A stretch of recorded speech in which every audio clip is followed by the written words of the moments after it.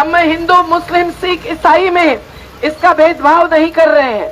हमारे बीच में अविक शाह आए हैं, हमारे बीच में युवा साथी आए हैं और बुजुर्ग ओपी शाह जी भी आज हाजिर है।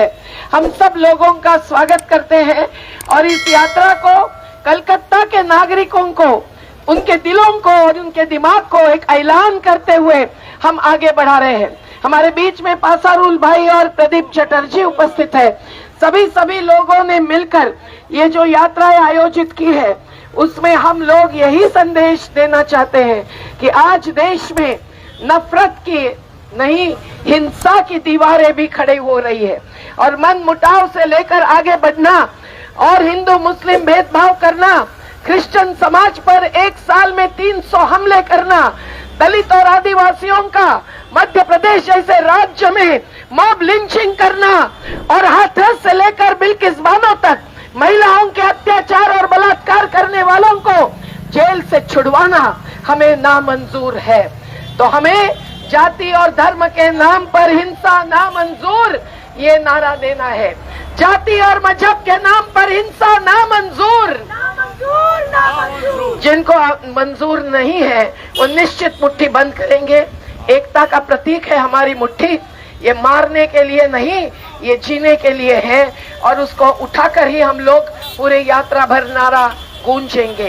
तो नफरत छोड़ो, संविधान बचाओ, नफरत छोड़ो, संविधान बचाओ। जाति और मजहब के नाम पर हिंसा नामंजूर, नामंजूर, नामंजूर। आज ये हिंसा का जो माहौल बना हुआ है वो केवल दिल्ली में नहीं, केवल मुजफ्फरनगर में नहीं, उत्तर प्रदेश में ही नहीं, राज्य राज्य में घुसपैठ करके अपनी राजनीति चलाने के लिए जब बना रहे हैं, तो हम याद करते हैं उस 6 दिसंबर को जब अयोध्या की मस्जिद गिराई गई थी।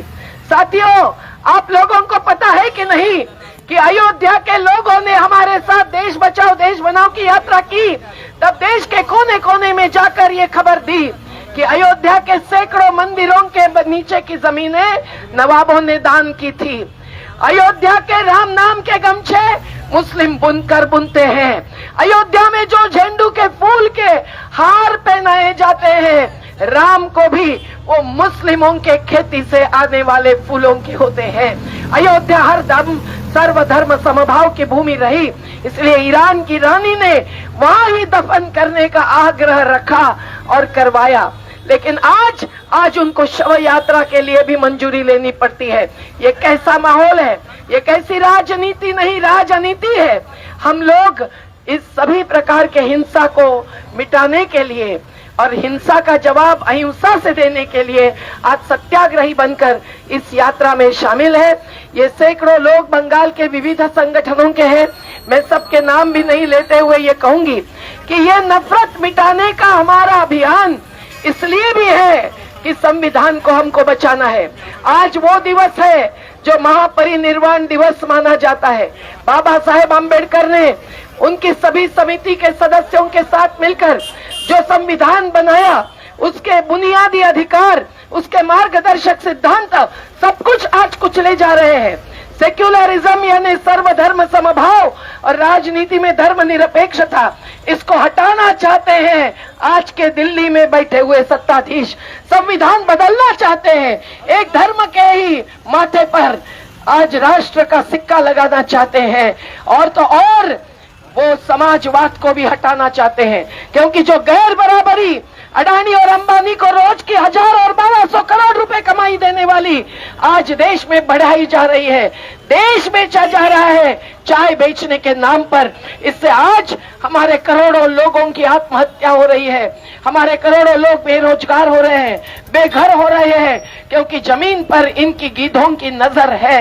आज ऐसी स्थिति में हम लोग संविधान को बचाने के बिना जीना संभव नहीं है, जीवन बचाना संभव नहीं है, जल जंगल जमीन बचाना संभव नहीं है और देश बचाना संभव नहीं है। ये जो हम समझ रहे हैं वो ये मानते हैं कि हर गांव में, हर बस्ती में, शहर के हर नगर में हमारी विकेंद्रीय जनतंत्र की बात के हम ही स्तंभ बन के रहेंगे।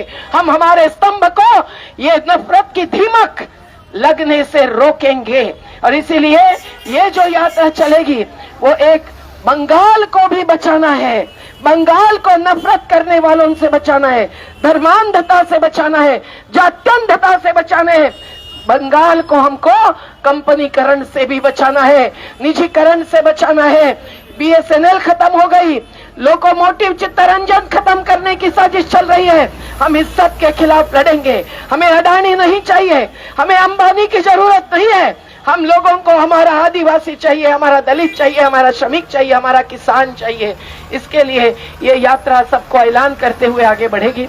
मैं ऐलान करती हूँ सुजातो भद्र जी, ओपी शाह जी और हमारी बहनें सभी इस मेन बैनर के पीछे चले।